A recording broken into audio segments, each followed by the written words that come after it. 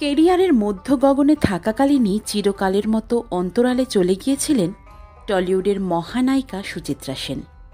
ফলে তার বৃদ্ধা বয়সের চেহারা দেখেননি আপামর বাঙালি দর্শক।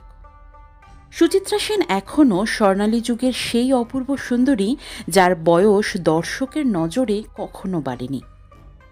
সুচিত্রা সেনের মেয়ে মুনমুন সেন, জামাই, নাতনিরা এবং খুব নিকট আত্মীয় ছাড়া বৃদ্ধা সুচিত্রা সেনকে কেউ কোনোদিনও দেখেননি।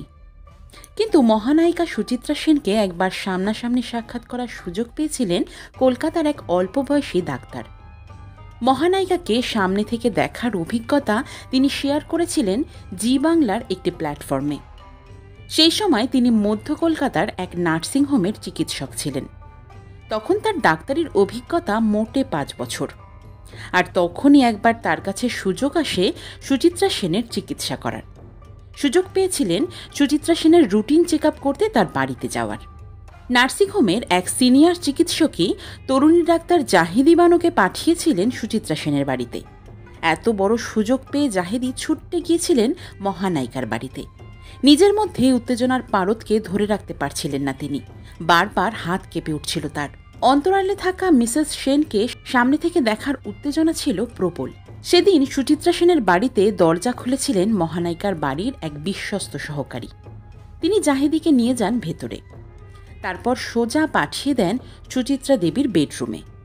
যে সুচিত্রা সেন দুনিয়াবাসীর জন্য রুদ্ধ করেছিলেন তার দ্বার, সেই সুচিত্রা দেবী জাহিদিকে ডেকেছিলেন তার বেডরুমে। এমন সৌভাগ্য কতজন পেয়েছেন? জাহিদি বলেন, 3টে ঘর টপকে ছিল সুচিত্রা দেবীর অন্দরমহল, ঠিক ছায়াছবির মতো। তাকে দেখে আবির্ভূত হলেন মহানায়িকা। জাহিদিকে আয়নার সামনে বসার নির্দেশ দিয়েছিলেন তিনি। তারপর সরল কণ্ঠে প্রশ্ন করেছিলেন, কি করতে হবে আমাকে? জাহিদি বানুর কণ্ঠ রুদ্ধ হয়ে আসতে শুরু করেছিল। আমতা আমতা করে তিনি বলেছিলেন, একটু উঠে দাঁড়াতে হবে ম্যাডাম। জাহিদি বানু বলেন, তিনি ভাবতেন পরিচালকদের নির্দেশে সুচিত্রা দেবী একটু হেলে দাঁড়াতেন, কিন্তু না, সেই দাঁড়ানোটা তার সহজাত, কারণ তার সামনেও ওরকম হেলেই দাঁড়িয়েছিলেন মহানায়িকা। এরপর জাহিদি বানু তার রুটিন চেক আপ করে বেরিয়ে আসেন। মহানায়িকার বাড়ি থেকে বেরিয়ে আসার পর জাহিদিকে আবারও একবার ডাকা হয়। সেই তরুণী ডাক্তার এই ঘটনায় রীতিমতো ভয় পেয়েছিলেন।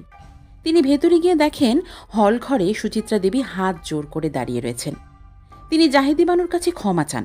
এরপর তিনি জাহিদি বানুকে তার ফিসটা দিয়ে বলেন যে তার ভুল হয়ে গেছে, তিনি একদম ভুলে গিয়েছিলেন তার ফিসটা দিতে, আর সেজন্যই তিনি হাত জোর করে ক্ষমা চান। বন্ধুরা, আমাদের আজকের এই ভিডিও আপনাদের যদি ভালো লেগে থাকে তাহলে প্লিজ আমাদের চ্যানেলটিকে সাবস্ক্রাইব করে পাশে থাকবেন। ভিডিওটি সম্পূর্ণ দেখার জন্য অসংখ্য ধন্যবাদ।